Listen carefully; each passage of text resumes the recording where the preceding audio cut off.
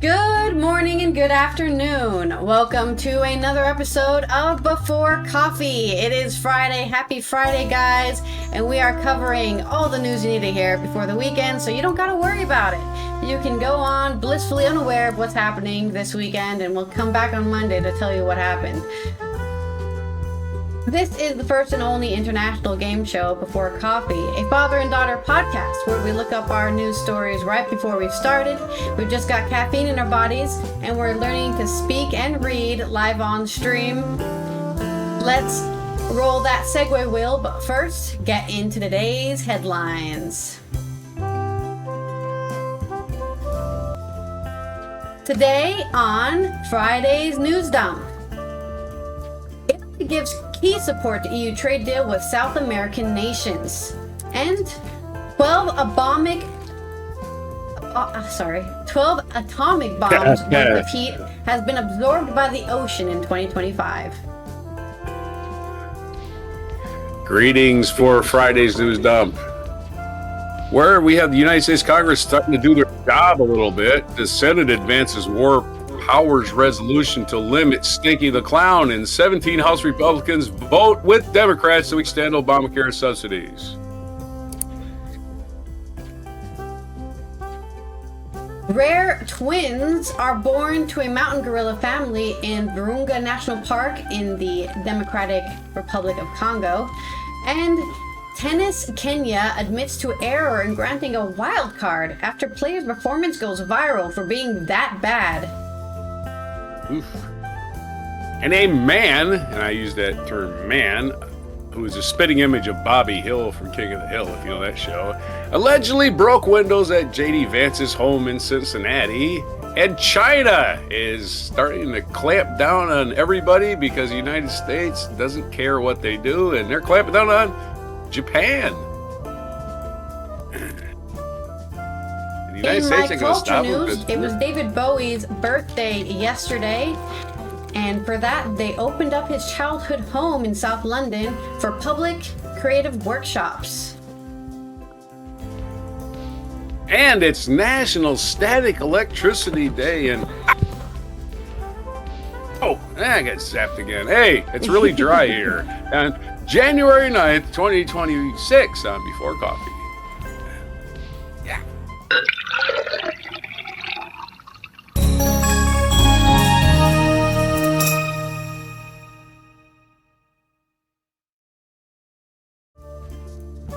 Yeah, the worst feeling ever is when you're doing your laundry and then you try to get it out of the dryer, or you leave it, you like put it all in the laundry basket and then you try to pick it up and then all of it's stuck together with static electricity and just goes crackle, crackle, crackle, crackle. Yep. Yeah, you gotta be worried with that dry air. And when we lived in El Paso, I got this habit. I developed a habit of, before I touched any doorknob, of hitting it with the back of my hand first. Right? Yeah. The back of my hand. Very dry air in El Paso. Yeah. Very dry. And the drier the air, the higher the static. Very something to common. do with electrons, I'm sure, because that's what causes it. Static electricity is a buildup of a potential charge, right? On one surface. It's on a surface. It's a surface charge. Like is everything has a surface. Is it a bunch of charge. loose electrons or a bunch of loose protons? What causes the... Yeah, I'm not sure. Well, carbon's what they call a semiconductor, right? And anything with carbon in it will store a static charge with enough dry air. Anything with carbon will store a charge. Your clothes, your hair, just anything, right? Zap, zap, zap, zap, zap. But as the moisture increases, the level of charge that it will store is literally dampened, right? Anyway, so that's how static electricity works. And if you're in a dry climate, it's like that almost all the time. Even in, like right now, it's dry in here. You get zapped in Maryland. And one of your more common ways to get zapped is from your car. Your car's a big chunk of metal. It's got metal on the doors. You hit your door. So I guess these days, most cars are a big chunk of plastic covered metal. They have metal. Doesn't matter. Metal is what you're charged with.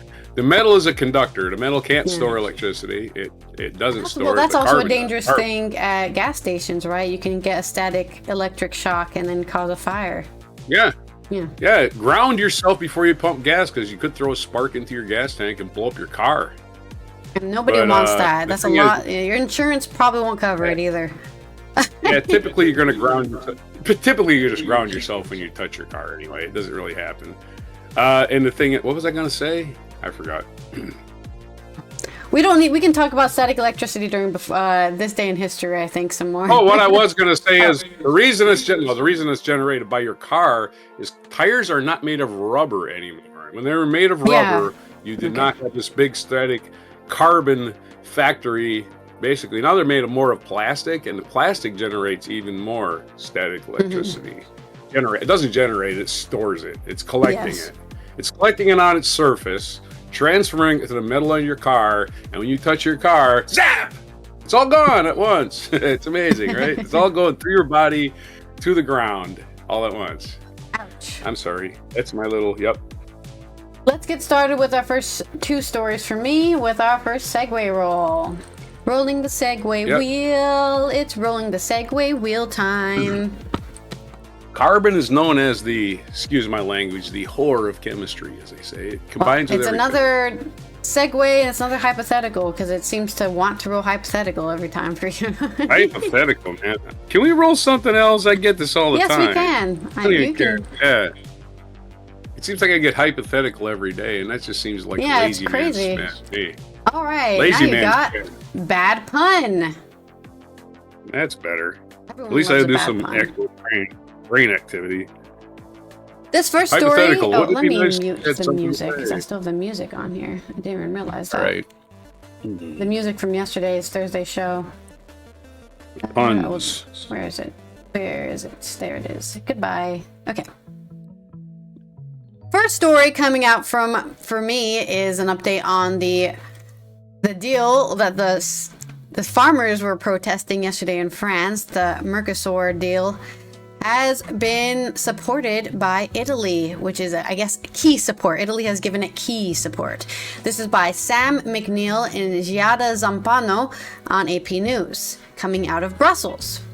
Italy today, on the 9th of January, gave crucial support to plans by the European Union to seal a huge free trade deal with 5 South American nations neighboring Venezuela that has been negotiated for over 25 years. There's people who weren't even there when the deal started, right? There's people in power right now that were not even old enough to be in power when this deal started getting negotiated. Italy's Prime Minister Giorgia Meloni was long seen as a key vote in the campaign for European Commission President Ursula von der Leyen to rally support for the trade deal with the Mercosur nations of Brazil, Argentina, Bolivia, Paraguay, and Uruguay. That's what the Mercosur is about. Von der Leyen could now potentially sign the deal next week during a meeting in Paraguay. European Parliament will vote on it before it enters into force. Italy confirmed its support for the deal today on the 9th of January, with Foreign Minister Antonio Tajani hailing it as a good news for Italy. This agreement is destined to boost our exports with the goal of reaching 700 billion euros in exports. Reminder that a lot of these farmers are making a lot of money exporting. And I think they liked it better when they didn't have a free trade deal, because they could probably charge these countries more money, right? Hey, we can charge the corn we export way more to Bolivia, and we can make cash off Bolivia.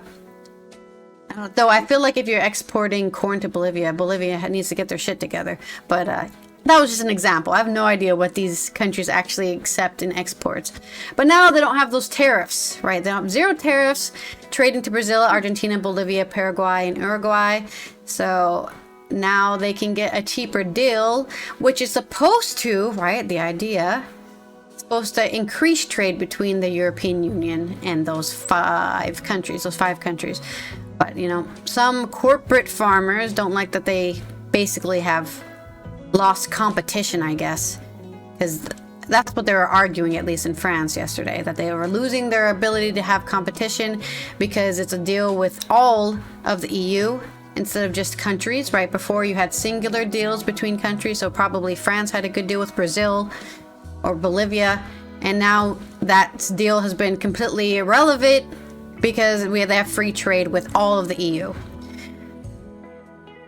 Tajini wrote on Twitter that 700 billion euros in exports. He acknowledged that the deal required a long negotiation, but added that Italy had secured protections for its farmers, especially regarding production standards.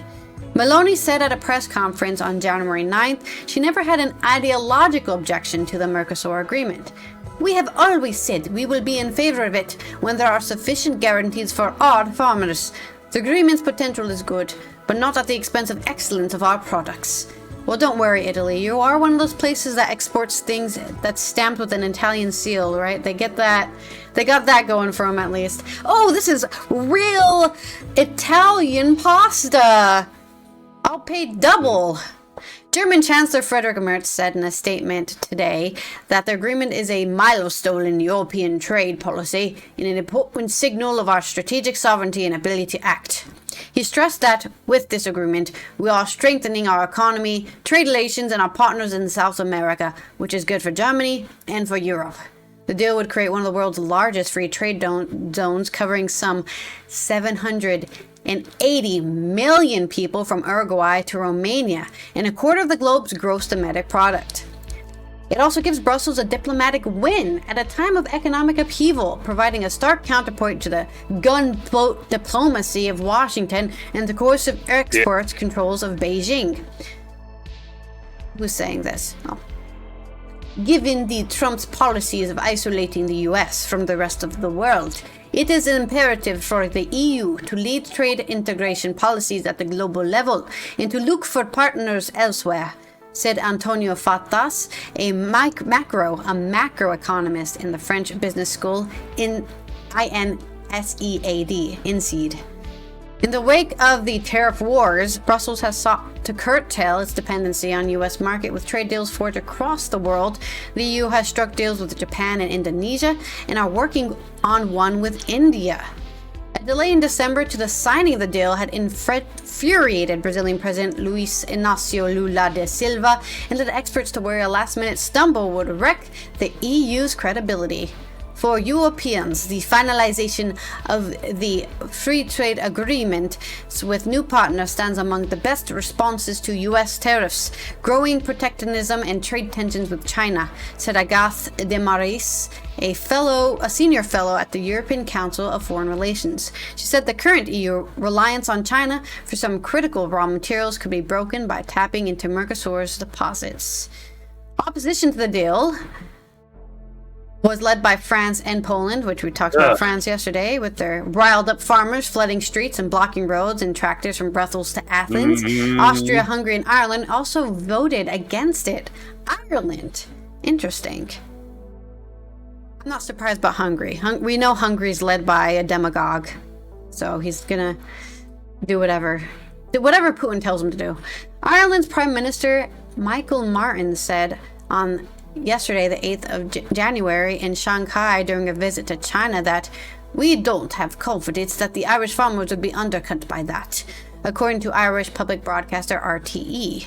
Both Martin and French President Emmanuel Macron said the internal negotiations sparked by the political furor surrounding the deal had led to reforms that better protect European farmers, but they acknowledged such reforms were not enough to overcome domestic political pressure.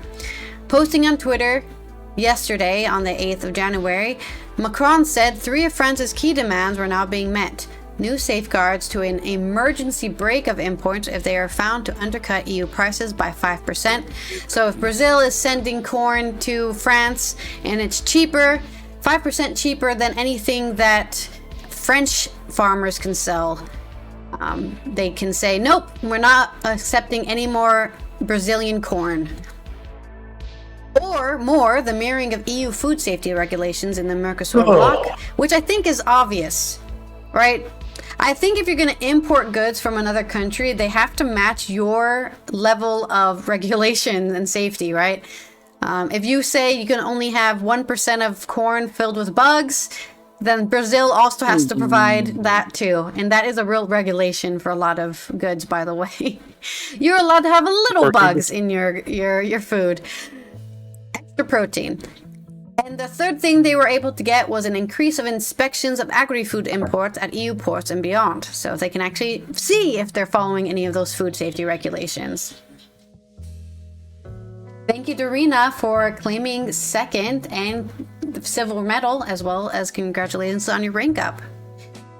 Still, Macron said the potential economic gains of the Mercosur deal are limited and do not justify the risks it poses on EU agriculture. His offices stated that the deal would only add 77 billion euros, or $89.7 billion by 2040, 0.5% of the EU's current GDP. Okay, you want me to speak British for the rest of this article? Okay. Gonna bake me a cake. Green members of the European Parliament had vowed to take the Commission to court over the deal. They said the agreement would be accelerating deforestation in the Amazon and weaken the EU's climate targets. Frances Verkamp, trade campaigner at Friends of Earth Europe, described the deal as toxic. She said Brussels is playing a game of imperial dominance in global trade with China and the US that wins nothing for workers or consumers, and even less for nature and climate. So there's my story on the Mercosur deal, which is probably going to get put through because they've got the final vote that they need for a majority to get it passed. And von der Leyen should be able to sign off on it next week. Yes, of course, the tariffs that Trump has put on are speaking a British accent now. They redeemed speaking a British accent for 5 minutes. You have to do it too. Who said that? It says so. You don't have to. If you do it, though, it'd be funnier. What? Well, this whole story seems a bit corny for me.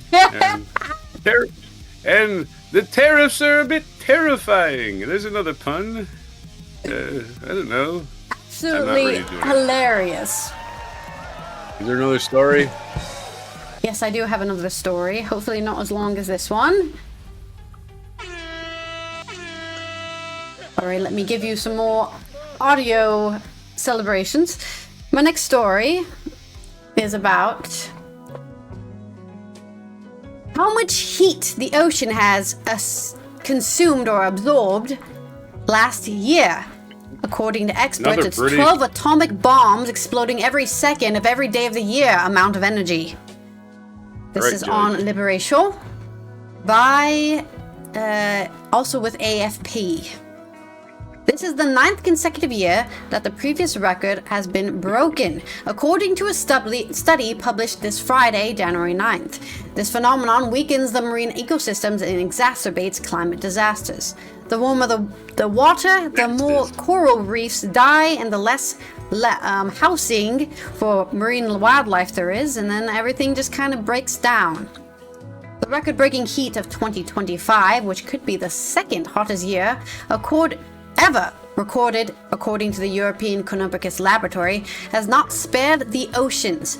They absorbed a record amount of energy in 25, reveals a study published this Friday on January 9th in the journal Advances in Atmospheric Sciences. So if you'd like to read the entire study, check out Advances in Atmospheric Sciences. This phenomenon is conducive to rising sea levels, violent storms, and coral reef die-off. I told you I am an environmentalist. I know about this stuff. This is the 9th year in a row that the heat stored by the oceans has reached a record. Li Sheng, professor at Institute of Atmospheric Physics, IAP, of the Chinese Academy of Sciences, CAS, and lead author of this analysis published by more than 50 scientists from around the world, told AFP. And that's me done speaking in a British accent. That's 5 minutes. Thank you. The total amount of heat stored in the first 2,000 meters of the ocean has thus increased by about 23 zetajoules. That's a lot! Zetajoules? What even is zetajoules? It's Greek, I know that much. Zeta is... A joule is a measurement. A joule is a measurement of high electricity. No, I know what a joule is. I'm saying zeta. How much is zeta? How much do I have to multiply to get a zeta? I think it's factor of 10. equal to 1,007 or 1 trillion. Okay, so 23 trillion joules of energy has been absorbed by the ocean. Trillion! Okay, zeta joules.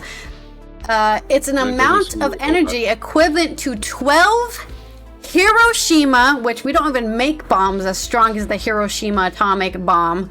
12 of those going off every second. Watch the clock. Another bomb came off. Another one went off. Another one just went off. Another one just went off. 12 of those every second of every day of the year.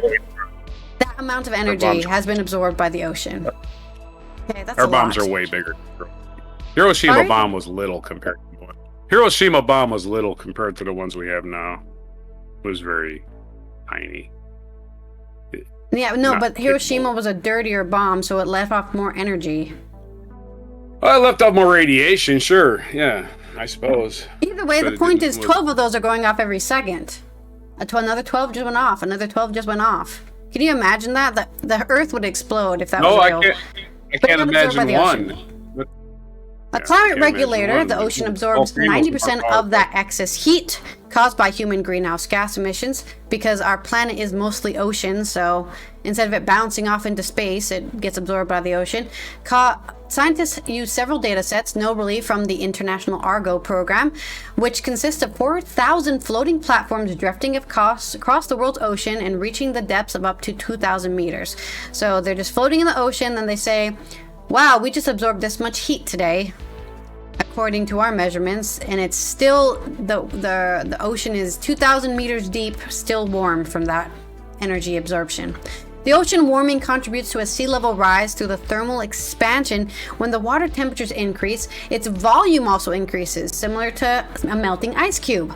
It also intensifies marine heat waves that weaken coral reefs and exacerbates extreme weather events such as heavy rainfall and cyclones. So if you're wondering why all these storms are so strong this year or last year, it was because of the 12 atomic bombs every second. This warming is not uniform. Some areas are accumulating heat faster than others.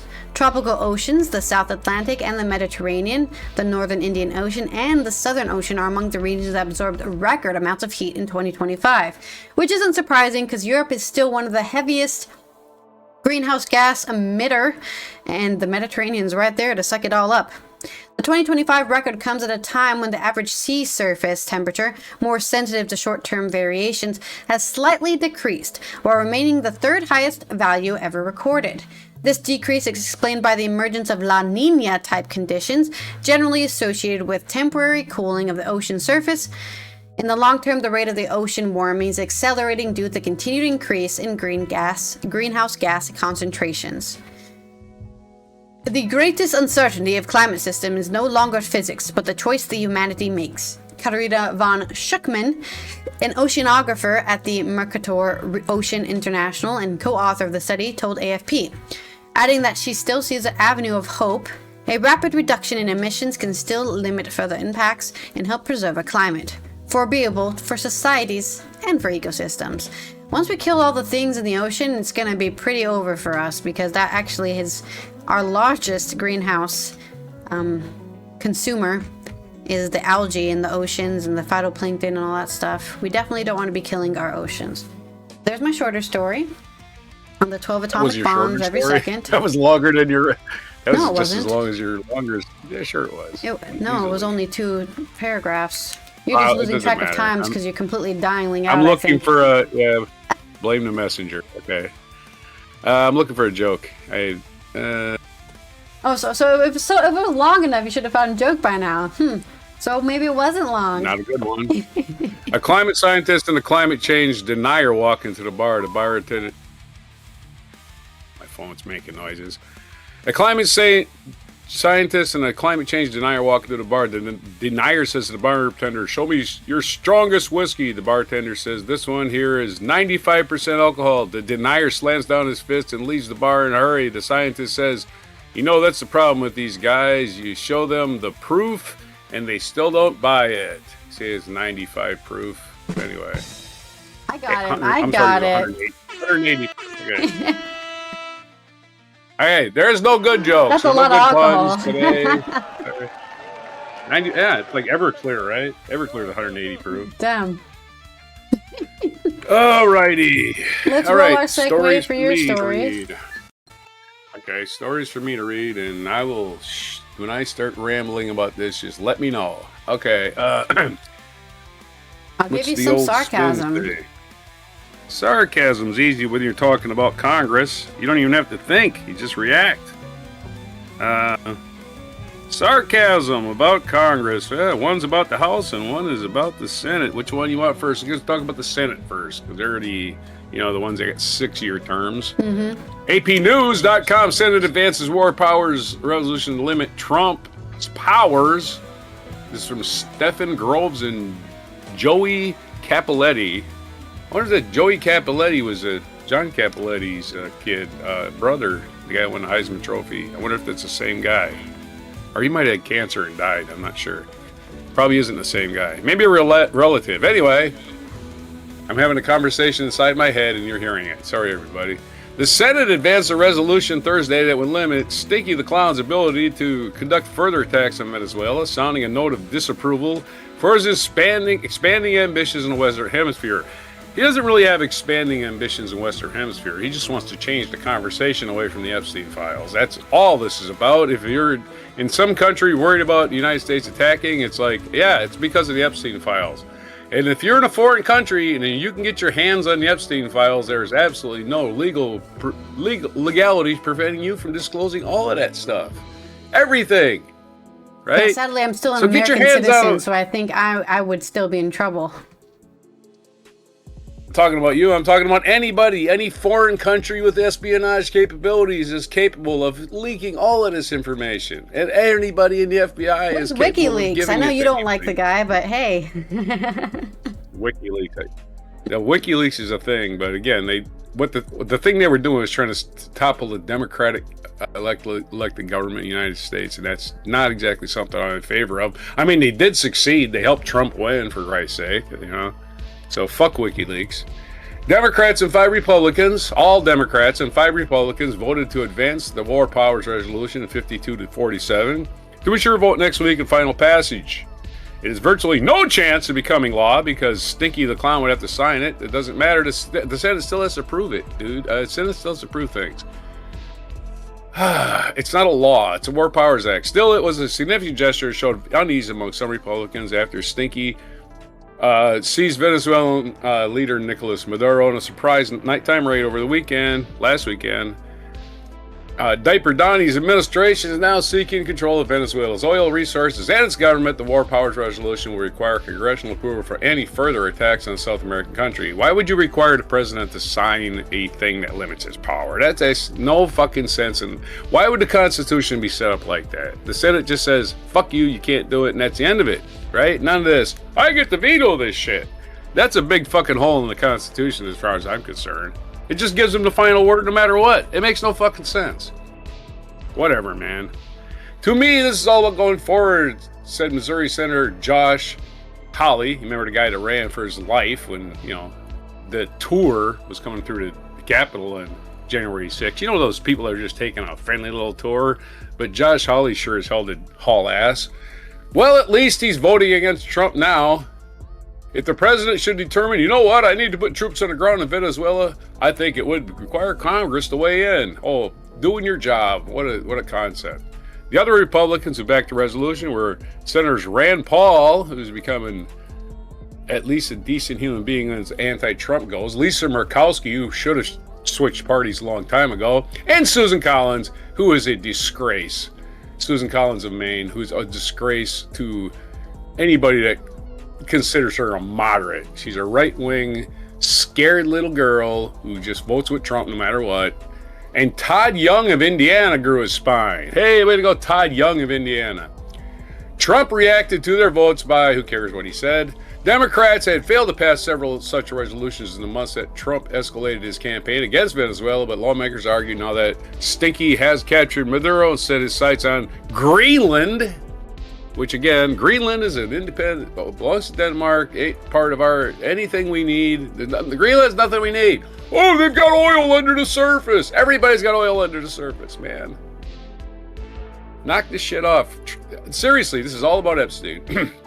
This wasn't a procedural vote. It was just a clear rejection of our idea that one person can unilaterally send American sons and daughters in harm's way without Congress and without debate, said Chuck Schumer, who is incredibly... Actually got 5 people with him, so give him credit there. Republican leaders have said they have no advance notification of the raid on Saturday to seize Maduro's wife, but they're still not mad because they're all a bunch of little butt-kissing little cowards. No spine in the Republican Party. 47 of these cocksuckers just said, we're senators. We don't care about the power we have. Give it to the president. Yeah. Why do you want to be senators in the first place, guys? Why did you spend all that money, do all that campaigning to get a job for 6 years, and then you go, just do what the president wants. That's all I'm going to do. Never going to think for myself.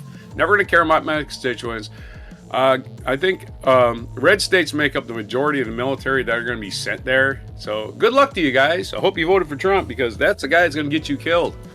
Senator Tim Kaine of Virginia, who forced the vote on the resolution, said he believes many Republicans are caught off guard by the outcome. He said Trump's recent comments in the New York Times suggested U.S. oversight in Venezuela could last for years, obviously. It's another Vietnam. Another Vietnam, and you think the Vietnam jungle was bad with a thick canopy and places to hide for all kinds of terroristic people.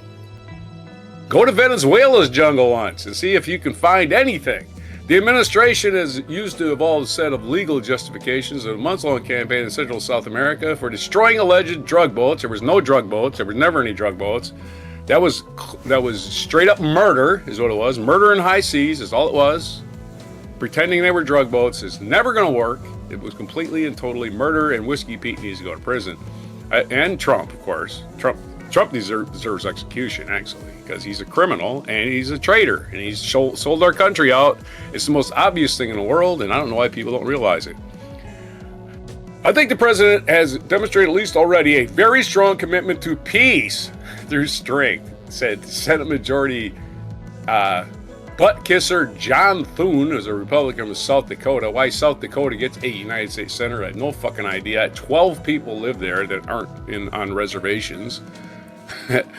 There's like 12 people in South Dakota who are not on reservations, and they get a senator. And they suppress the Native American vote, so they get their own senator for South Dakota where nobody lives. There's your story. I'm going to wrap it up because it's just got a bunch of posturing after this. Oh, we did this. Oh, we did that. Oh, we did this. We did this. I'm really interested in what senators have to say. They just blowing smoke up our asses. Where's your sarcasm in addition to my sarcasm? I mean, I have to say... John Thune. By the way, John Thune's a majority leader. John Thune. It's not Mitch McConnell anymore. I can't wait till the government just says, we're joining with Russia.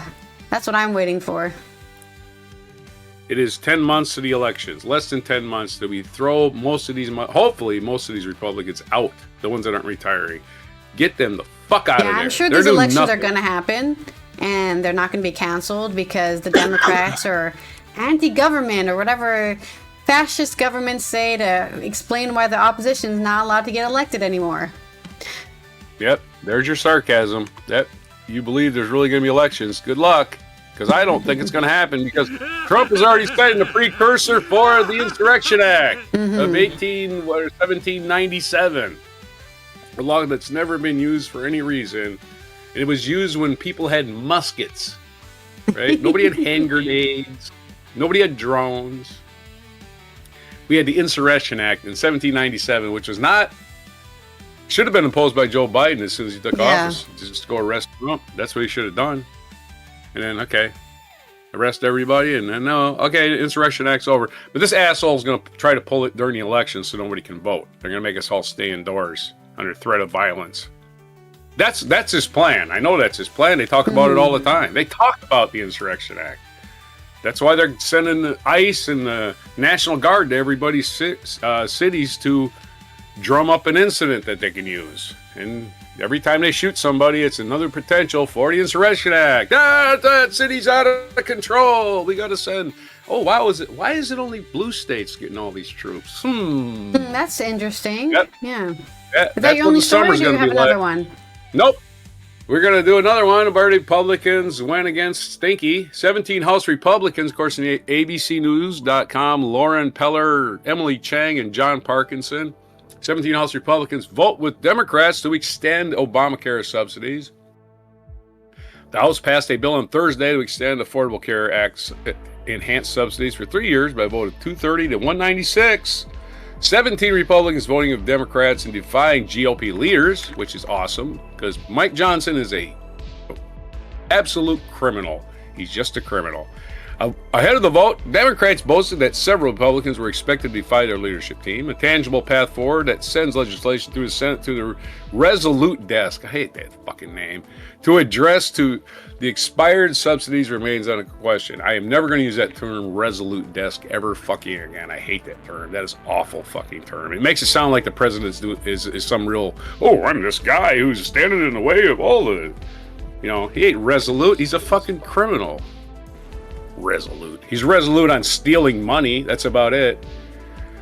Senate Majority John Thune, who's, figuratively about 2 inches tall as a person, said Thursday that there is no appetite for who gives a shit what he says? Okay, let's do this. Let's see what this idiot says. There is no appetite for extension in the upper chamber and pointed instead to ongoing bipartisan talks between senators, House members. John Thune's a fascist pile of shit. We've had the vote, as you know already, but we'll see what happens from the working group and then come up with something that reforms. No, you just sign a fucking clean bill like the House just passed. That's what you fucking do so people can afford their health care. Otherwise, why would you pay for health care? You can't afford it. You can't afford food. I can't afford health care. There's no penalty for not buying health care. I'm not buying health care because there's no penalty for not buying it. Why would I buy it? I'm going to take all my paycheck and give it to an insurance company? Fuck you. I'm not giving anything to an insurance company. That's what I would say. If you're not going to match my fucking premiums, I am not paying my premiums. End fucking story. I'll go to the emergency room like everybody else. I don't care. Fuck it.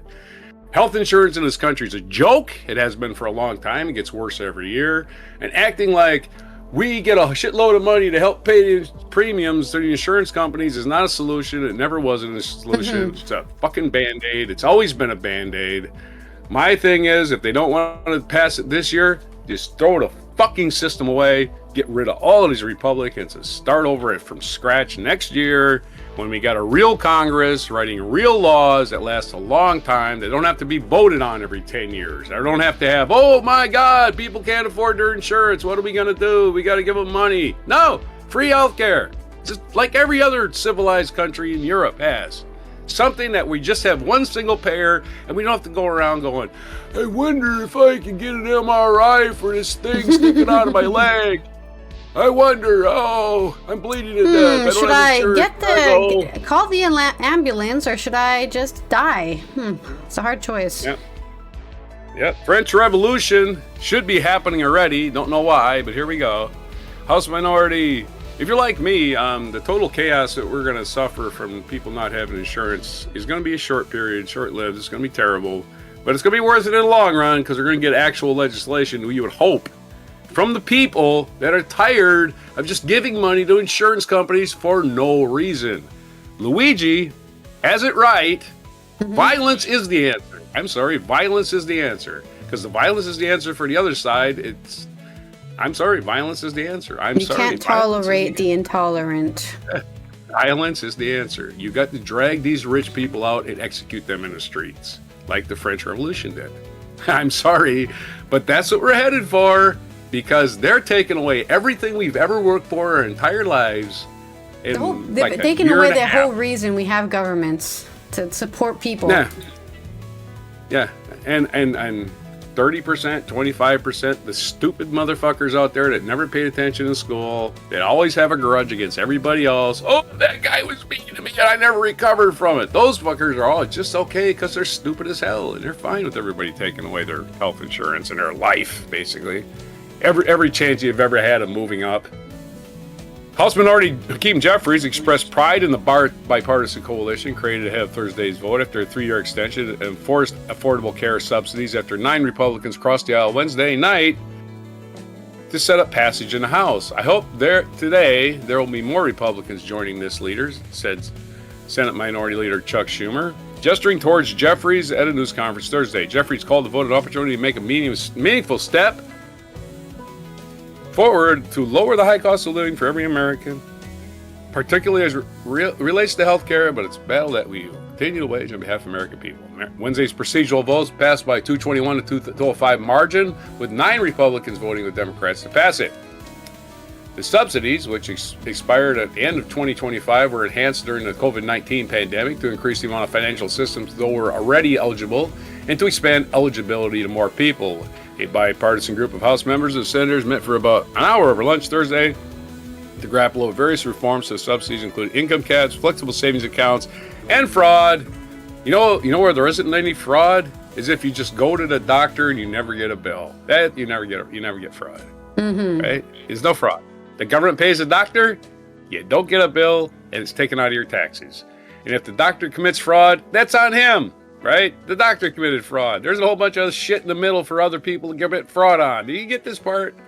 The less money changing hands, the less possibility for fraud. So if it's just the government paying the doctors, what's going to happen? The only person committing fraud will be a doctor or a nurse or somebody writing prescriptions to themselves or something. That's going to go on anyway. And that's going to happen whether or not you have 15 people looking at the money or one person looking at the money. So yeah, some people just become pharmacists because they're drug addicts. Those people are going to happen anyway. And we're trying to see if we can get some agreement that's going to help them, and the sooner we can do that, the better. New Hampshire Democratic Jean Shaheen told reporters at his left meeting. So there's agreement on addressing fraud. I guess most of the fraud is committed by Republicans. They want to pretend it all happened in Minnesota with Somalis, which is ridiculous considering Trump just pardoned a bunch of fraudsters. Shaheen did not divulge the details of the impending bill and said the next step will be crafting a bill in the next coming days. So possibly they're going to say these ACA subsidies. Here's a picture of John Thune with a big orange circle around his mouth with some brown in it. And done kissing Trump's ass because he's not a man. He's a little tiny. Oh, you can still be a man and do that stuff. No, he's a tiny little insect. He's a little blood-sucking leech, sucking a government teeth. He's not for a human his own being. Yeah, benefit. sure. Let's dehumanize him. That's getting fine. kickbacks from oligarchs, living the high life, screwing the people. John Thune, a human piece of shit. There's your story. John Thune, I can't wait till I'm rich so I can just tell people to get fucked and it won't affect me at all. Yeah. That's my dream. My dream is to become an apathetic asshole with all the money in the world. Mm-hmm. Yay, apathy. Vanka says becoming a pharmacist to support your drug habit is a respectable level of dedication to drugs. Because it's actually not easy to become a pharmacist. It's actually easier to become the assistant. Yeah. Not only can you feed your own habits, you can also make a little money off your friends, right? And of course, that's another reference to It's a Wonderful Life, right? He was accidentally drugging people and putting the wrong doses in. Yeah, definitely. And he got smacked over the side of the head trying to save people's lives. But that would never happen in our America. And never forget that JD Vance's mom was a nurse stealing medication from sick patients for her own drug habit. I didn't even know that, so there you go. Yeah. Oh, yeah. That's who JD Vance's mom. And JD Vance actually said this. The cartels got my mom hooked on pills. Cartel don't make pills, dude. They might put fentanyl in the pills, but they're not making pills. The pills that your mom got hooked on was good old American pharmaceuticals. They got her hooked, and then she started stealing from patients. That's who your mom is, JD. She's a thief. Blaming somebody else for your mom being a thief is a real problem. I wonder if poor people get to do that. No, they don't. That's right. No, don't be silly. They can't even steal diapers from the Walmart without having to unlock the freaking, get the keys so somebody can get some diapers or some formula. Yeah. You better lock up that formula like it's made out of gold. God forbid we feed the babies in this in any country. Yeah. How dare we even think about feeding the children? Yeah, Shady Vance belongs under a prison. He's a complete pile of shit. There's our sarcasm on our stories. Let's roll the segue wheel. All right, let's see if I can get my video loaded for you. What's my spin? My spin. We're doing some non sequitur, which we're already doing that plenty enough time today, so perfect for you. Okay. My next story is coming out of, where is my stories? I lost them. They're there. We're going to talk about some good news for gorillas, anyways. Twins have been born in the national park, which means they're wild gorillas, right? They're not in a zoo. These are wild gorillas living in the Democratic Republic of Congo, and she has given birth to twin boys, which sucks because you kind of want twin girls if you want to keep the population going, but hey, you should celebrate what you can. This is from Emily Beament on The Independent. Rare mountain gorilla twins have been born in the Democratic Republic of Congo's Virunga National Park, officials have said. Community trackers responsible for monitoring the health of mountain gorillas discovered the newborn twins, the first births recorded in 2026, and a rare event for endangered apes. Park officials said that after further investigation, it was confirmed that the twins had been born to adult female Mafuko and were two boys, with both appearing to be in healthy condition at the time they were spotted. Their births bring the Bengeni family of gorillas to 59 individuals. That's a pretty big extended family. The largest group in Virunga National Park, and represents a major event for the family and ongoing conservation efforts to increase the gorilla population in the reserve, a statement from the park said. Twin births among mountain gorillas are rare and present additional challenges, particularly during early months when infants are entirely dependent on their mother for care and transport. Well, hopefully they can get a wet nurse. I think even gorillas, cats understand sharing the load, so I'm sure there's a gorilla maybe who can help care for the other baby. Following the births, additional monitoring and protection measures will be deployed to closely observe the twins and support their health and survival during this critical early period, the statement said. Their mother, Mafuko, was born in the Kabarizi family in 2003 and stayed with the group after her mother was killed by armed individuals when she was 4. Those bastards. During the split of the Kibrizi family in 2013, that's right, you can have a whole drama. Why do we even make... remember when that show about meerkats was really famous? We should make a show about gorilla family drama, and I bet you that would get a lot of people donating money to gorilla conservation, because they go through just as much drama as humans do. There was a split in the family in 2013, so she joined the Bagini family. Aged now 22, she has given birth to a total of 7 babies, including a set of twins in 2016. So she has a record of doing twin births. Unfortunately, those twins died a week after birth, officials said, so they're trying to make sure that these twins will survive the birth. Mountain gorillas, one of the 2 subspecies of eastern gorilla, are found in 2 populations in the mountainous forest area straddling between the Democratic Republic of Congo, Uganda, and Rwanda, with an estimated population of about 1,000, up from 400 individuals in the 1980s. So they're slowly getting their populations backed up after all of that poaching. I think they were getting killed a lot by just assholes. Oh, let's kill some gorillas. Let's go hunting for gorillas. They're just minding their goddamn business. But they're coming back strong, and hopefully these twins will survive. They look very cute. Hairy little gorillas. And there's my short story on some happy news. Yeah, at least gorillas aren't like humans, right? Those are not sequitur, right? We have to depend on everybody else for survival, and humans, we pretend like we're fucking cowboys, right? Yep. You pull yourself up by those bootstraps. Yeah, everybody's got them bootstraps. You know, Donald Trump started out with only $800 million. Look what he has now. Oh my God, only $800 million, did he? Huh? Okay. So basically, inflation. What he made the same, just putting his money money in a money market fund. What he just got in the same place, he would probably made more money if he just sat there and did nothing, collected interest. But yeah, he's a genius. Anyway, that's my non sequitur about apes and gorillas being more community oriented than humans are, and they know it's for their survival, right? I think they do know that. Americans are humans. No, humans gorillas think we're are just smart. We don't speak the same language, but they are intelligent. Yeah, they're not waiting for God to take care of them, which is always a, I mean, if I was a gorilla, I would probably think we're gods. With our flying planes and our guns shooting things. Well, you know the old Space Odyssey 2001 with the obelisk, the caveman throwing the bone in the air, right? Yeah, I got a bone. I throw it. Yeah, it's a great opening scene.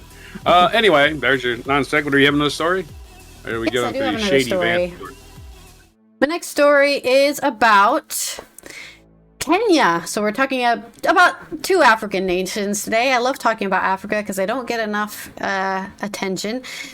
Coming out of Nairobi, Tennis Kenya acknowledged it erred in granting an Egyptian player entry to a professional tournament after a video of her dismissal performance that included 20 double faults circulated on social media. That's how bad she is. Was this written by anyone? I don't think it's written by anyone. It's just on AP News. The 21-year-old player, Hajar Abdelkader, was given a wild card entry, which means you don't have to win any tournaments. You don't have to do anything. They just say, yeah, put him in the tournament. And they lost 6-0 and 6-0 again in 37 minutes in a first round match that raised questions about her level of play. Why was she allowed to join? They could have given this wild card to somebody who can actually play, perhaps. She struggled with serving and court positioning. Ma'am, you need to stand on the left side of the court. You can't be on the same side. Like, she didn't even know the rules. Tennis Kenya, the governing body for the sport in the East African country, is hosting the International Tennis Federation's W35 tournament this week. In hindsight, Tennis Kenya acknowledged that this wildcard should not have been granted. The Federation has taken note of this experience and will ensure that such an extreme rare occurrence never happens again, it said in a statement on Thursday. The organization's statement said it was aware of concerns raised about Abdelkader's participation. The slot became available following a short notice withdrawal by the original awarded main draw wildcard recipient who opted into the qualifying draw, Tennis Kenya explained. Okay, so they gave the wild card to somebody and they said, no, I'm going to qualify. I don't need a wild card. So they just chose somebody else randomly. At the time, Miss Abdelkader was the only other player who requested a wild card, and the decision was taken on the information provided in the interest of maintaining a full and balanced draw while supporting the development of tennis in Africa. In addition, in this instance, I'm busy. Miss Abdelkader indicated that she had appropriate level of competitive playing experience, and the wild card was issued based on that information provided. What, she passed a tennis test or something? I passed the test. Let me be in the tournament. Tennis Kenya said it and the ITF had reached out to both Abdelkader and the winner of this match, Germany's Larina Schadl, to keep the well-being of both players as primary consideration. But I guess they're like, sorry guys, we fucked up. That's the end of the story. Goodness. All right, I was totally lost there. I guess you could have entered at that point. Well, I guess you couldn't. I think they were looking for somebody from Africa to join, an African player, but at that point, anyone could have joined in. The Olympics do this all the time, by the way. It's my non sequitur. They let people in who are barely qualified just because they want to have an entrance from that country, right? Eddie the Eagle's very famous ski jumper from England, right? England had no ski jumping team. Eddie the Eagle was the worst ski jumper by far to be in the ski jump Olympics. And he jumped like 12 feet or something, right? He was like dead last. But he got to be in the Olympics. There's my non sequitur. Sorry about that. Sorry about the yelling. Don't apologize. That's your non sequitur. There's a knock at the door. I don't know if you heard me or not. I think I had my mic on. Yeah. I don't know if you heard me. Maybe you did. No, I have a noise filter on you, so I can't hear anything that happens. The knock on the door always scares the shit out of me, and I always react like, like I'm awake. Like, what?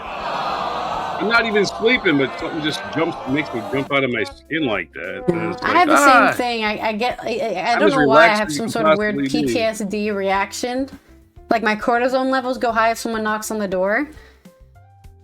Yeah, jump out of my skin. Honestly, the worst thing about So people calm me knocking down on the for a door is they knock just to let you know they're coming in.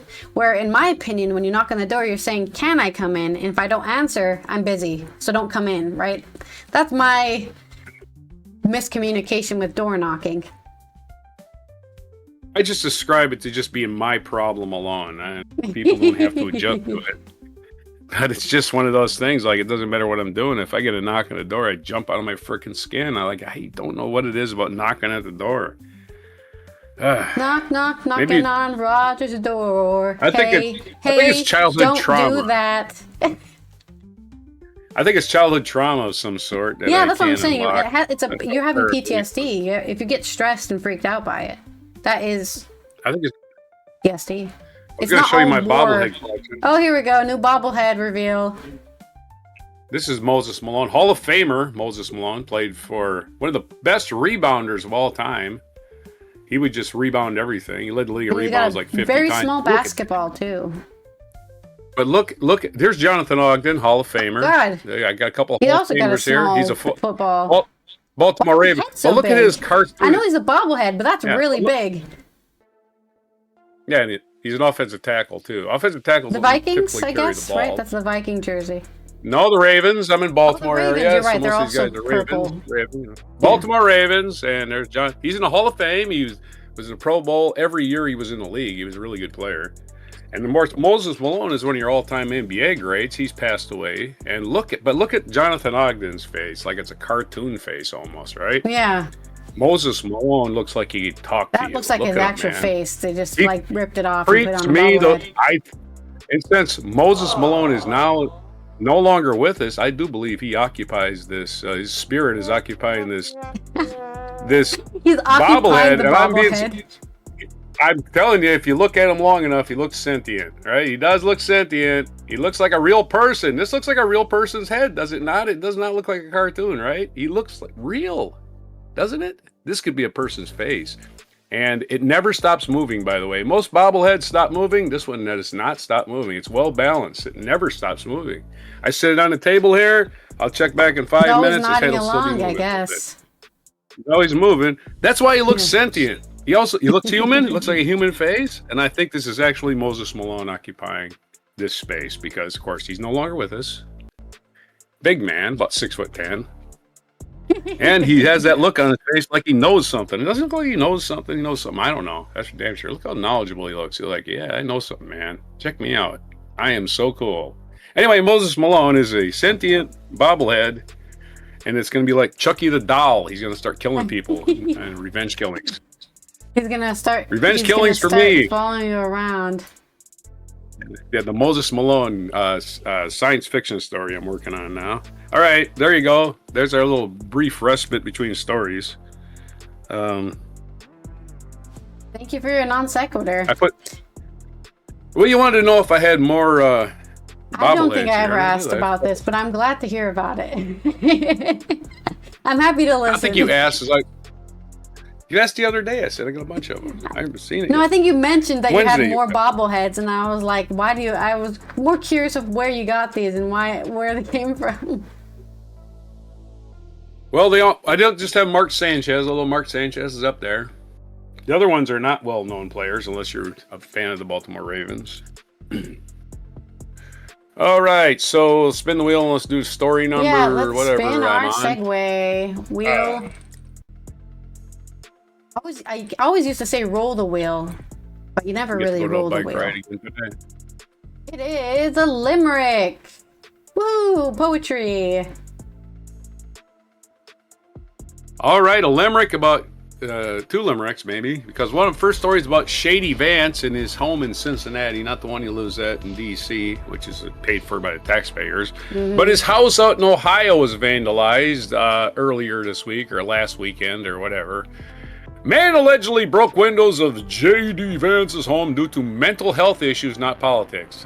Not JD Vance's mental health, politics. The guy. It's his man, but look at his picture. He looks like he's about 12. He looks like Bobby Hill from King of the Hill, if you know that show. Will Ujic and Ava Kelly, Selena Guevara, and David K. Lee. 4 people are responsible for this really short story. The man accused of vandalizing JD Vance's Cincinnati home has mental health issue. JD Vance also has a mental health issue. It's called being a sycophant who can't form his own opinions. And so, yeah. And the alleged property attack wasn't intended to be a political statement, his lawyer said, family on Tuesday. William DeFour, 26, faces federal and local... Federal? What federal? Ain't federal. Get the fuck out of here. And local charges stemming from the vandalism that unfolded about 12:15 a.m. Monday in Ohio while Vance and his wife were in Washington, D.C. DeFour made his first appearance on local charges on Tuesday, and Hamilton County Municipal Court Judge Janaya Trotter Bratton set his bond at $11,000 for vandalizing a couple of windows. $11,000. Most places you just pay your restitution and they let you go, suspended sentence. But no, he threatened nobody. It was a property crime, but we're acting like he's a frickin', Lee Harvey Oswald all of a sudden. Hours later, he appeared in federal court and was ordered to remain in custody until detention hearing Friday. Well, he set his bond. That means he can be released, right? And let this guy do his work. The suspect's mother, Catherine DeFour, said her son was a straight-A student who plays multiple instruments. Mental illness is a terrible thing, she said in a statement to reporters outside the federal court. It's a struggle which can take over his life, a beautiful person, the people who love and support them. Fortunately for our child, has taken over his life in a way that we can never have imagined.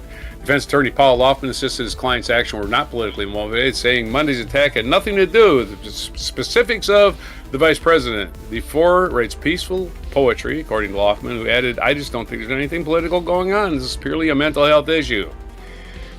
JD Vance, or I'm a real boy, JD Vance, Ohio home is protected by federal authorities. Not too well, apparently. DeFour first tried breaking windows of a Secret Service car that was blocking the Vance driveway, according to a criminal complaint written by Gavin Hartzell, assistant special agent in charge of the FBI's Cincinnati office. The agent yelled, "Police and Secret Service," with loud, clear commands to stop and drop the weapon, initially believed to be a hatchet, the complaint said. DeFour ignored all commands, appeared to use a hammer to break glass windows across the front of Vance's home, according to the court document. DeFour broke multiple glass panels on 3 large historic windows. Historic windows?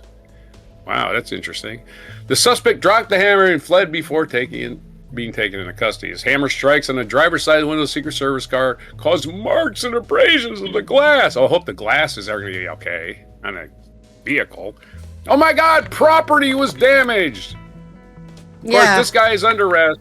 The piece of shit who shot the woman in Minneapolis currently not under arrest for murdering somebody in cold blood in front of dozens of witnesses. But at least we got the guy who damaged the Secret Service car's windows is in custody. Oh my God. Not that. Windows! Oh, the humanity. Inspection also revealed 14 individual panels of glass fully broken across 3 large windows in front of the protected residence, according to Special Agent Hartzell. DeFour's hammer strikes also caused damage to the enhanced security assets of each window owned by the U.S. government, valued at $28,000, Hartzell said. You waste that in bombs every day, United States government. Stop bitching about what shit costs. I hate that fucking shit. Government bitching about shit costs when they waste more money than everybody. Catherine DeFour thanked city police officers and Secret Service agents for their problem solving and ability to stay calm and professional. In other words, they didn't shoot him because he had a hammer. So at least they did that part of their job. There's your story. I have another one. Okay. I have a limerick for you. Let me put myself on screen here. Hold on, let's get that soundboard ready. Interesting. Oh wait, let me remake. It was a window that was broken, right? Okay, I'll give you some time. I can read the other story while you're doing that one. It was a window, right? It was several windows. Several. Well, not one window on a car. Yeah, one window wasn't even shattered. It was just damaged. Car windows are bulletproof, man. In those cars. Yeah, so it wasn't even shattered. It was only vandalized. It was. You still have to replace it because it's dangerous. Yeah, but, I'm sure it got the Secret Service attention when the alarm went off. You can still drive around with that. Right? In Ohio, the tale took a twist as JD's car windows got missed. Vandals caused quite a scene, but the townsfolk were keen. In celebrations, they danced with a fist. I assume people were having a party about it. Yeah. Maybe I don't think maybe people were donate. Maybe people can donate to that guy's bond or whatever that he had to pay to get out of jail. Yeah, 11,000 bond, and they're keeping him till today. Apparently, maybe he can be released. They're going to have some kind of a sanity hearing, and they're probably going to put him in a state hospital for observation. That would be my guess. If you claim you have mental issues, there's a procedure for that. I got mental issues. Well, we're going to figure out if you got mental issues. I tripped and slipped, and I fell into his windshield. You can't. They confine you to the state hospital, put you under observation, and a lot of times they don't even care if their observation has an expiration date. They can keep you there for years and then forget about you. This has happened before. They put people in the mental hospital for observation and forget about them. Yeah. Because, hey, their family never claimed them. Fuck them, you know. Family's not around. They're crazy. You lock them up. And, of course, another thing they do is they let people out, right? Instead of being costing them money, they just boot them out. They quietly release them out on the streets where nobody's around. I suppose that, I heard as somebody who's never been in jail, I don't know any about this at all. But according to a TV show, which is not the best information, right? But I'm sure you've heard of the show Shameless. There's lots of TV shows. In that movie, in that TV show Shameless, one of the main actors, she gets locked up, and because she just got caught with drugs. She wasn't even doing drugs. She just caught with possession, and she was she was acting good and didn't do anything bad. They released her early, like 6 months early. They were like, yeah, first-time perpetrators who have good behavior just get released. They're like, we don't want to pay for you anymore. You can go back. Just so everybody knows, in the United States, just so you know, everybody in the United States in the 1980s, Ronald Reagan closed all of the federal mental institutions. He closed all of the he closed them. Just threw people out. Either we went to prison or you just got, and this still happens to this day. It happens every day in big major American cities. Mental institutions have so many beds, and that, believe me, that's their profit margin is beds filled, right? Beds filled is their profit margin. And if you got somebody in one of your beds that nobody's paying to be there, they just take them out and set them on the street somewhere in the dark where nobody's around. Get out of my van. Bye.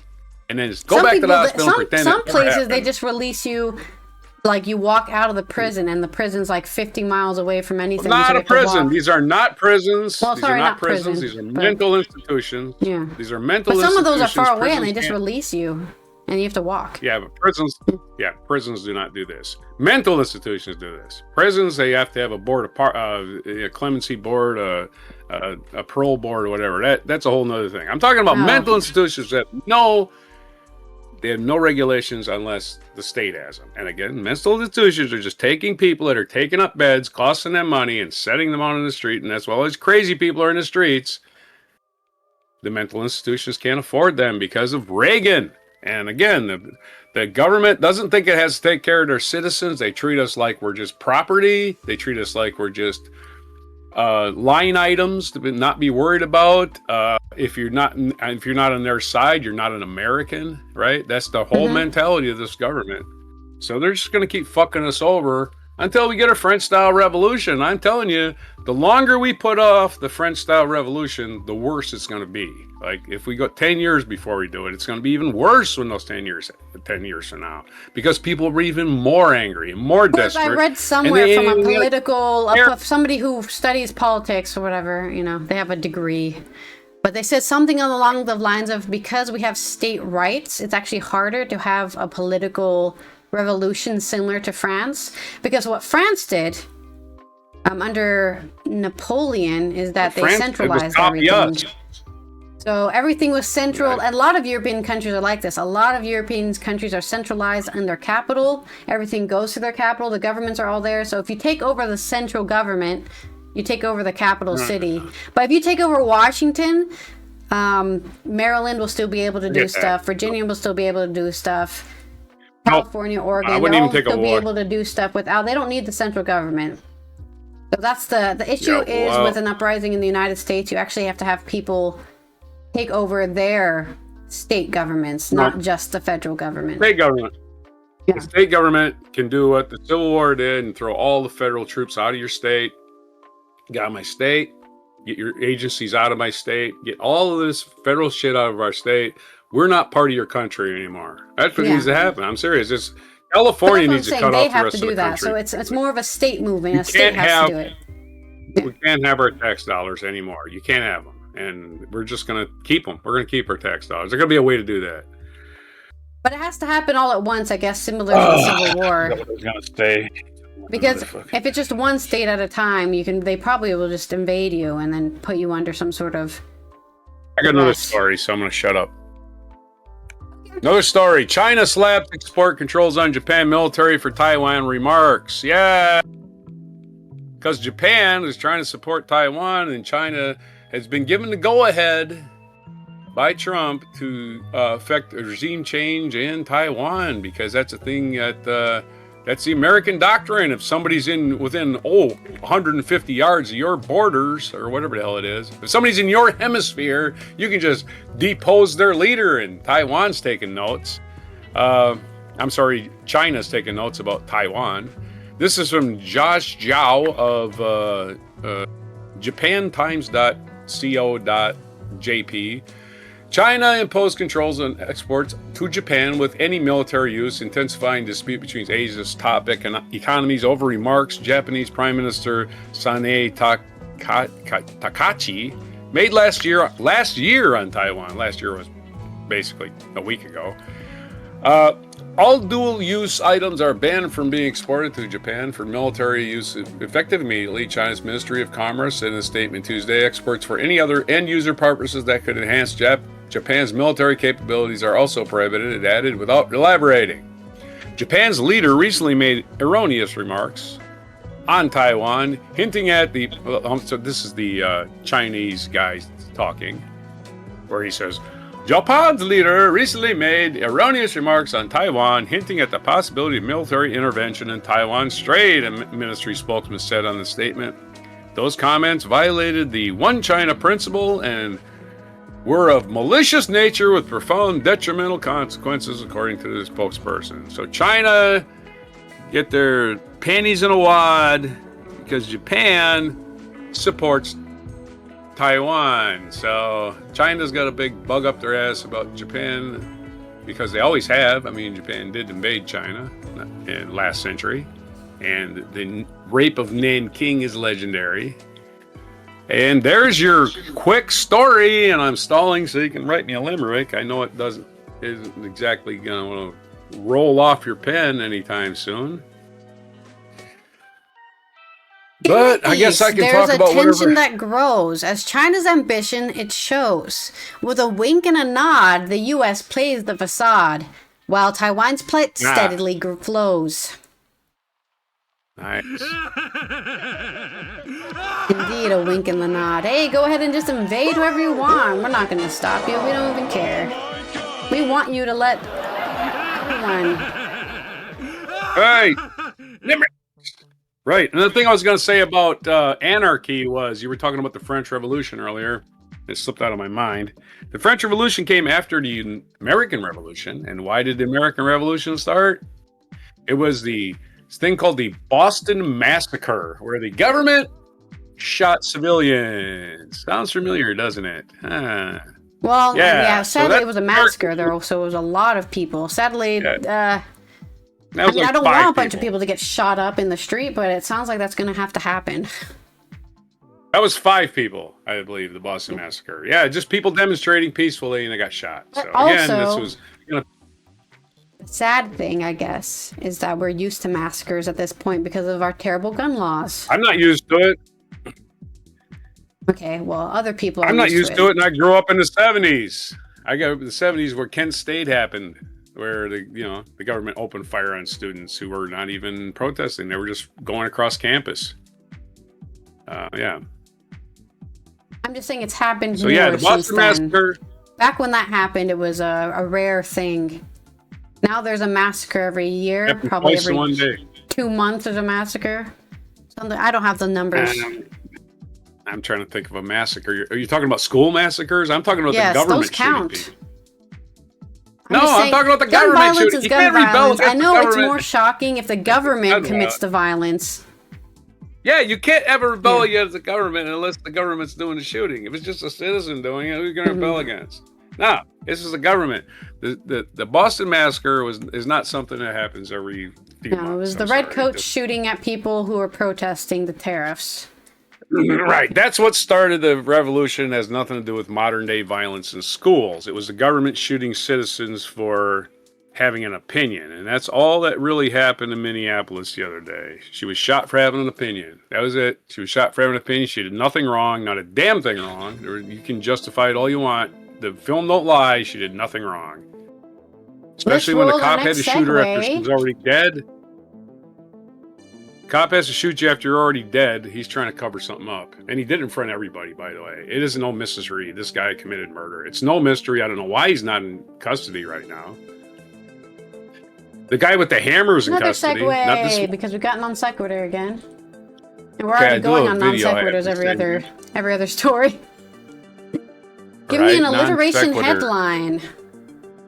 Wait, I had non sequitur last time. There you go. Okay. All right. Alliteration. My culture story is about David Bowie, which it was his birthday yesterday. Who he sadly died of cancer in 2014 or something, or was it 2004? I think it was 2014. Maybe for your story, you should look that up. Huh?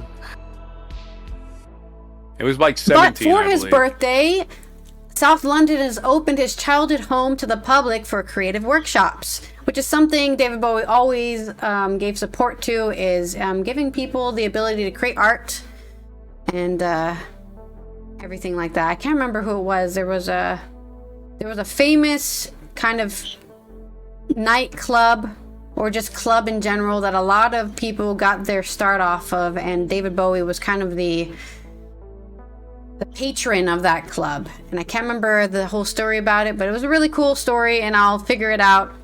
Maybe the story will tell us. Maybe the story will tell us about it. Just interrupt you. This is by David Bowie. He died January 10th, which is tomorrow, 10 years ago. Yeah. So that's probably why this story is, yeah. All right. Sorry. The South London house that Bowie grew up in will be restored and used for creative and skills workshop for young people. David Bowie, who would have been 79 years old yesterday, the music icon released his final album Black Star on his birthday and then died 2 days later on the 10th of January 2016, following an 18-month battle with cancer. Now, the Heritage of London Trust, a charity organization based in London, has announced that Bowie's childhood home in South London is set to be restored and open to the public. They have acquired the terraced home for Plaistow Grove in Bromley and will recreate the exact interior layout as it was when the young Bowie lived there between 1955 to 1968. David Roberts Jones was born on the 8th of January 1947 at 40th Stainsfield Road, Southwest 9 in Brixton, but moved to Bromley when he was 5 years old. The project is set to be completed in 2027, so next year, and will be used for creative workshops for young people, acting as a solid foundation for the next generation, in a way to teach confidence and communication skills in the arts.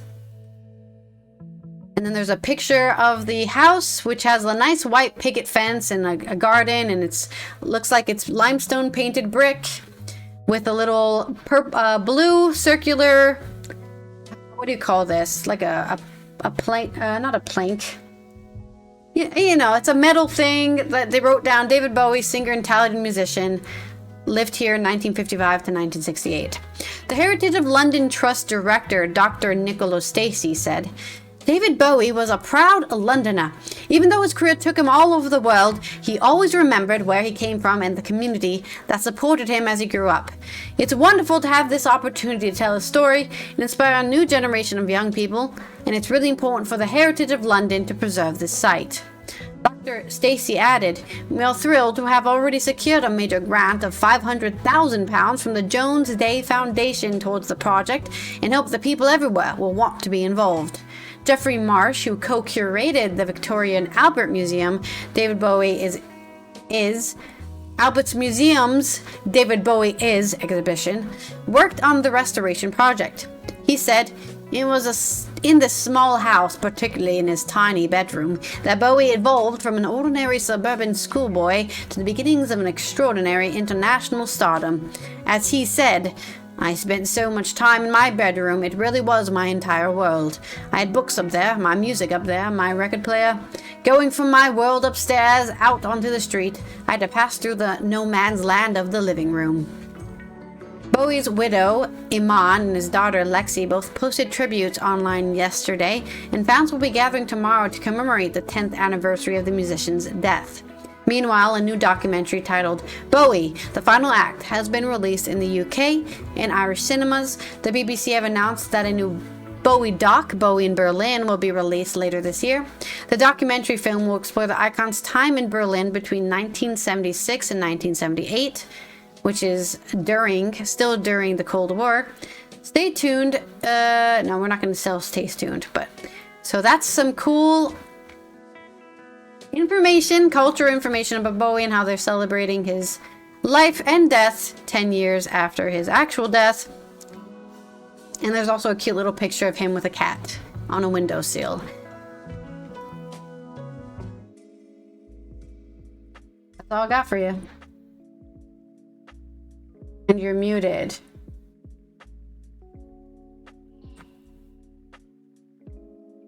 Oh, this was a tough one. I thought it would be easy, but it wasn't. Bowie's birth, big deal. There's my. I don't know. There's no B word for celebration, commemoration, none of that shit. That probably should have gone another direction, but oh well. There we go. I didn't expect it to be that short either. Oh my god, the one I had to think on is your shortest story. Yeah, I was hoping it'd be longer, but I just kind of ended there with and they're also I could have read more, I guess, about the biopic they're releasing. Right. I think they wrote a story about it. Learn about his life in Berlin, Bowie in Berlin.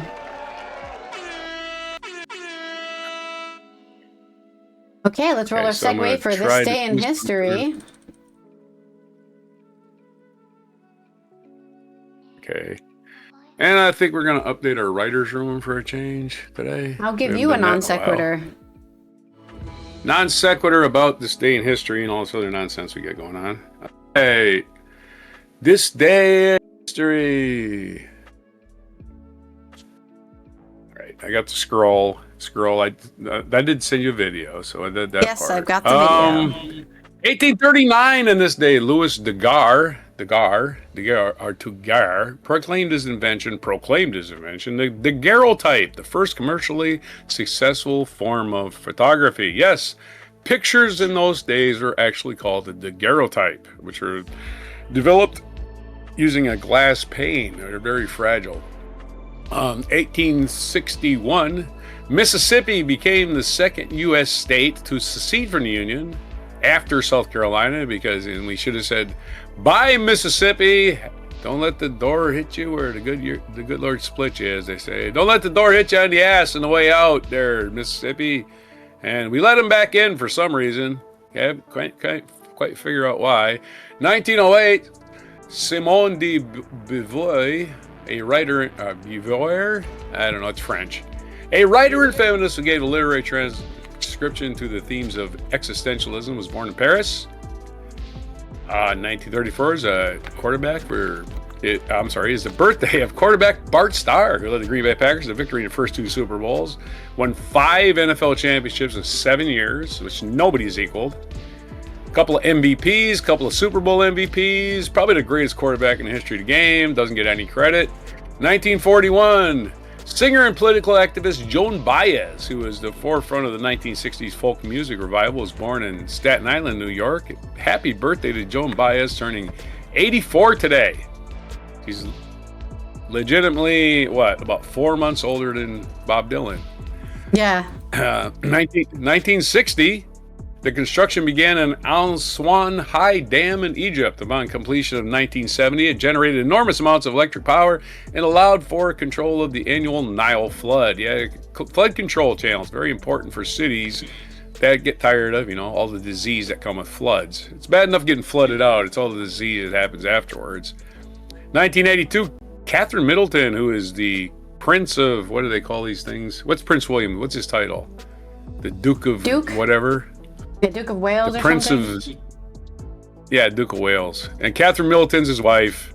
She was born this day Duchess. in Reading, Berkshire, England. The Duchess of Kent, or whatever the hell she is. The Duchess of Wales. The Duchess think it probably of Wales. is the Duchess of something. Yeah, I don't know. Yeah, whatever. Ooh, She's the royal family sucks balls or something. Yeah, I don't know. Well, whatever. They were born rich. It ain't their fault, but whatever. And Catherine Middleton, of course, she was probably not just a street urchin, you know. There wasn't a lot of Cockney flower girl, you know, something like that. She was just a prim and proper British aristocrat, I'm sure, her family. 2001, Apple introduced iTunes, a digital media player. Happy birthday to the iPod. Yeah. Years later, I'm sorry, the iTunes was invented before the iPod. They needed iTunes first, then iPod. It makes sense. You got an iPod, but nothing to play on it. There you go. Because iTunes was first, and then the iPod came out later that year. So happy birthday to iTunes, which I have never used. 2005, Mohammed Abbas was elected president of the Palestinian Authority. I don't know if he's still there. Probably been murdered by the Israelis by now. Because, hey, who wants to play fair?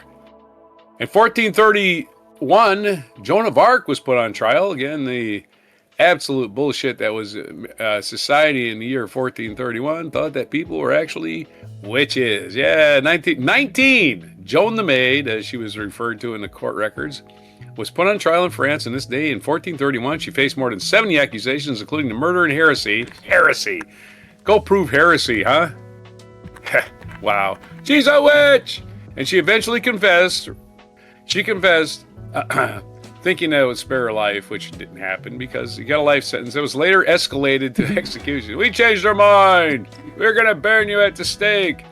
Yeah, a bunch of fucking morons back in those days, by the way. Just a bunch of fucking morons. Not that we ain't a bunch of fucking morons now. Hindsight is 20/20 after all. In 10 years, people are going to be saying, why were people so stupid? Why? We have, like, knowledge and education and ways to fix problems, and all we do is attack each other for stupid biases. It's stupid. It's pointless. Oh, it's because the rich people want us to. That's why. Other birthdays today is Richard Nixon. I am not a crook. He was born in Yorba Linda, California, January 9th, 1913. So if he was around today, he would still be lying and trying to claim that he was a victim. That's what he did when he freaking decided that I am a king. I get to just spy on people and lie and create chaos. Yeah, Nixon was a pile of shit. He died April 22nd, 1994 at the age of 81. So you and Richard Nixon were only on the same planet for about a week and when did you go? April. So you were only in the same planet with Richard Nixon for 2 months. Consider yourself lucky.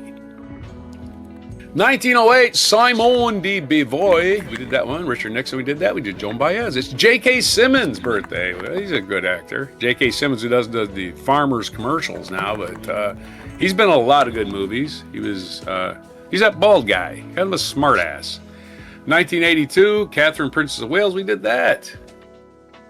Princess Kate. We already did that. We did all these birthdays except J.K. Simmons. Our National Day calendar. It's National Static Electricity Day. National Apricot Day. National Law Enforcement Day. National Appreciation Day. Law Enforcement Appreciation Day. We're going to be skipping that one.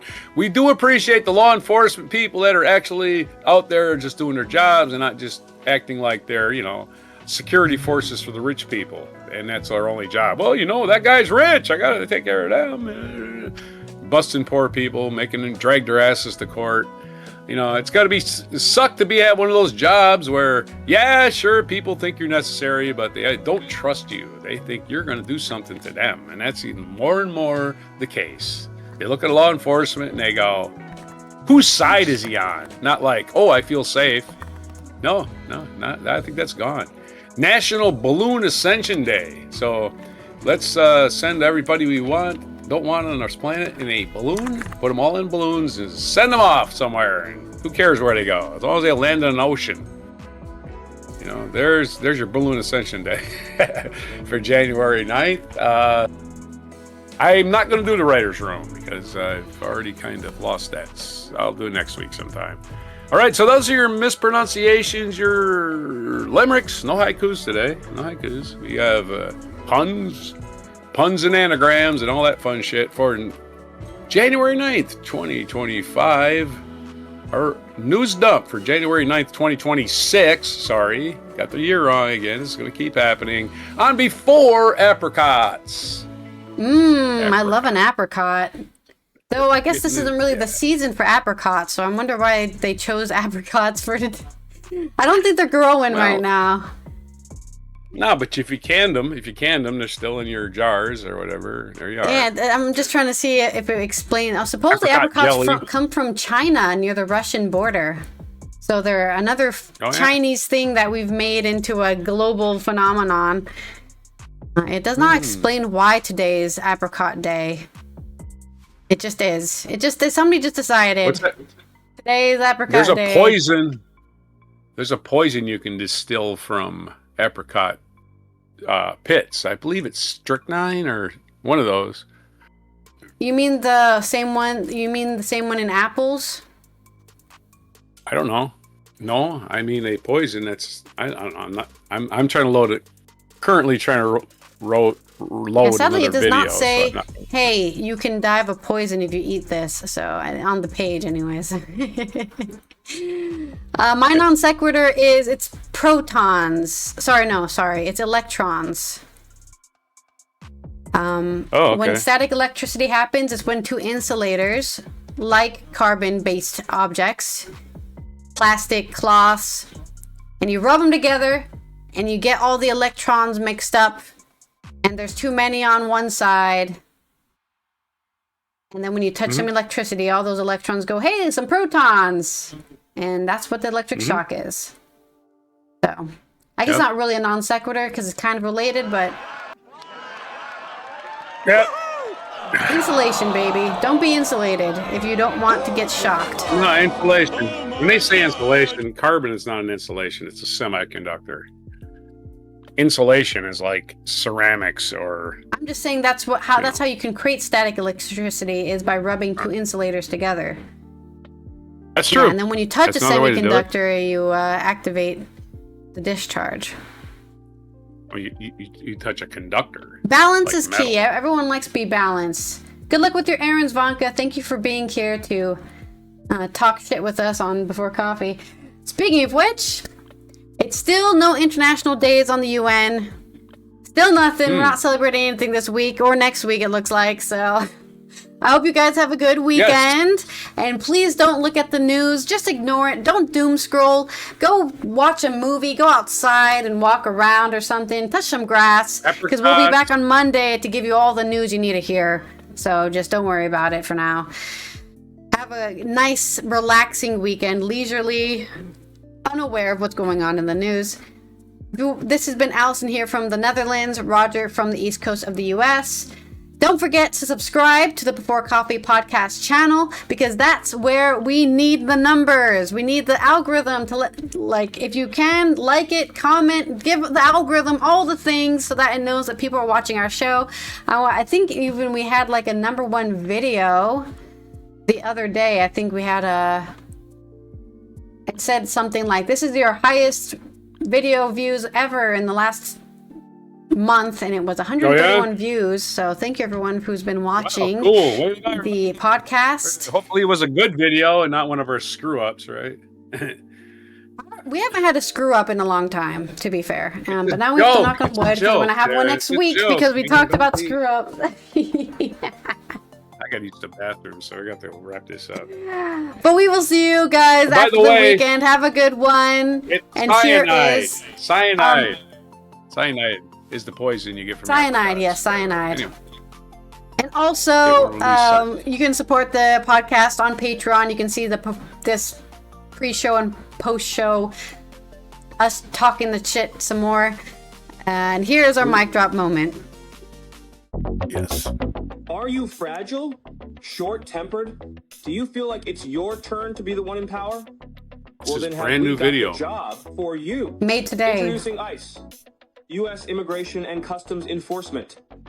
Don't get hung up on all those big fancy words. We know you didn't have much schooling. Yeah, one day ago. We're just the race police. The race police. When you see a Mexican at the multiplex, ICE is there. An African at Chuck E. Cheese's. This is definitely an AI video, by the way. AOC-looking woman, you know you should Yeah, fit. it says it right on the caption. Is there. Oh, I see it. Yeah, okay. Mr. It's under What the your left head. calls harassment, Okay. we just call police work. To join ICE, you don't need any formal training. Yeah. That's right. Why be a detective when you can just be defective? Start a rewarding career. I do like how they're all skinheads, by the way. Enforce playground searches for the real Except for that They don't guy, have I their guess. masks on. undocumented No parents. masks, though. I guess they just want us to And do routine traffic stops based There on you go, there's some masks. There's some. Improperly Ever watched positioned. me, Stephen Miller, and thought, I want to be an alpha male like that guy? Alpha Does male, my DHS Kristi ass. Noem stiffen The your guy's resolve? such a sycophant. It's ridiculous. Her hair's. Oh, Wanna what's with make the weird bags of hair thing? cash like Tom Homan? The time to Yep, stand guy back and takes stand bribes. by Oh is god, they're over. running. You know it's AI video Join when the department moving today happens. and learn valuable Oh god, policing it's so tactics weird. like shooting soccer But- moms, Soccer stopping a moms. domestic People terrorist, playing soccer in that the is to say background. someone with their blinkers on, or stopping a lady Yeah. with a car seat from weaponizing Wow, he her climbed that vehicle. car really. Oh, that While was an regular interesting way to cops climb a might see car. a car pool, we at ICE see a car mule. Who needs a judge and jury when you can execute suspects for things like talking back, slowly driving away, or looking foreign? Oh, she's walking out of the car and Plus not at getting ICE, shot at all. President Trump will always have your Yeah. back. And you know what that means? An army of social media accounts will have your back too. Plus Megyn Kelly. So sign up for ICE today, and we will send you a $50 coupon for the Halloween store, where we know you will find the perfect uniform. Halloween store. Join ICE. We're the No Salvation Army. And citizenship Too is accurate. just a gateway for Still us in the to air. kill anyone we don't like. Goodness. I really hate that sad loser, Mr. Newberger. Who, me? It's definitely something.